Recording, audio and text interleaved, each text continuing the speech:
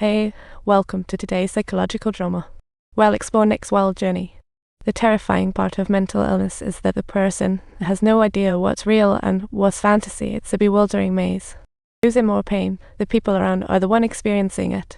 We can't say, but after a year of treatment, Nick definitely isn't up for playing mental gymnastics anymore.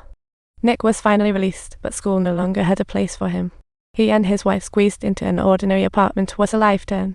Without his math acumen, Nick grew unresponsive. His baby cried like a tiny speaker, yet he stood motionless like a log.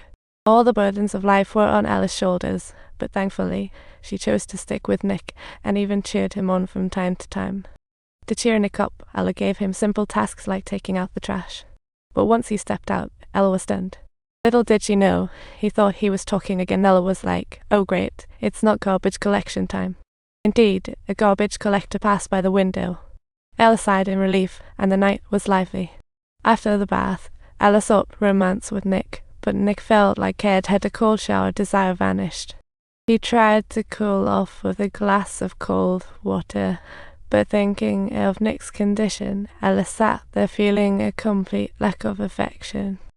To gain more time to care for Nick, Ella decided to let her mom babysit, instantly scoring an extra 3 hours. Once a math prodigy, now relying on his wife.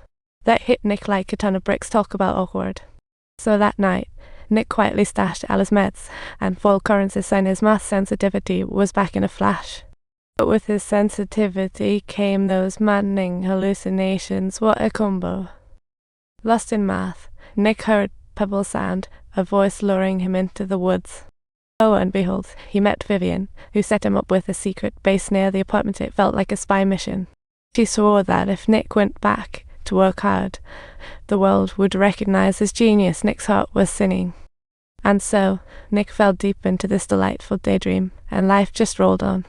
One day, Nick volunteered to give the kid a bath, and Ella could hardly believe her ears.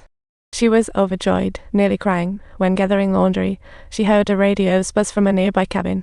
Following the sound, Ella found the base, but the sight inside made her heart race. The walls plastered with newspapers and magazines indicated Nick had had another episode, but then Ella suddenly had a light bulb moment. She rushed home, only to witness a chilling scene. Nick had just left the kid in the bathtub and was staring into space. Luckily, Ella got there just in time to prevent the tragedy, and Nick claimed Charles was watching, but Ella couldn't handle Nick's nonsense anymore and quickly called the mental hospital to have him returned for treatment. Just then, William appeared demanding Nick to take care of Ella, while Nick really just wanted to save the mother and child. Ella thought Nick was turning on them, so she hurriedly fled, planning to drive to safety. While Nick was thoroughly confused, Marcy grabbed him, and Charles came over, urging him to follow William's orders. After some deep analysis, Nick finally discovered the line between reality and fantasy. He promptly stopped Ella to share his revelation, and right after, the mental hospital's director rushed in, recommending a better treatment plan. However, Nick turned it down, knowing that accepting treatment meant losing his innate math genius. He wanted to battle his mental illness, keeping his talent while fighting the hallucinations. Nick shared this plan with his wife, hoping she wouldn't send him to the hospital. He would find a way to confront the hallucinating subtitles. But at this moment, Nick's condition grew even more severe, and Marcy appeared behind them during their conversation. A person without any choice cannot control their own destiny. He didn't know if Ella would respect his choices, but her love for him was deeper than he could imagine. "You're not seriously thinking about killing me, are you? You truly have no clue what's real, do you? This is indeed real. It could be a part of a dream. It could just be absent. Or perhaps it could exist here. I have to believe. This is undoubtedly the most astonishing thing that has ever happened. My name is Hackler, and I was engaging in self-treatment within a familiar setting, yet precisely at that very moment.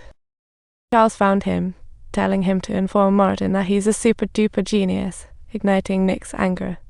But he held back the hallucination with sheer willpower, thinking, goodness, this situation is suffocating. He thought Martin would happily kick him to the curb, but instead, he was assigned a new position.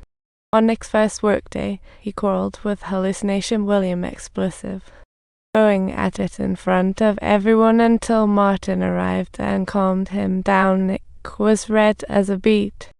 He recounted today's exciting performance to his wife, wishing to return to the hospital to spare everyone the awkwardness, but Ella urged Nick not to give up. After all, Nick's worked hard. Believe in our love's power, she said, motivating Nick to try again. The next day, Nick returned to school with Charles and Marcy right behind him. He made it a point not to talk to them.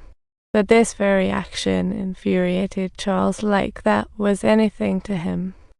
I don't even want to talk to you anymore. This is all I can say. All I can say is, goodbye, babe. Nick is officially saying farewell to his hallucinatory pals.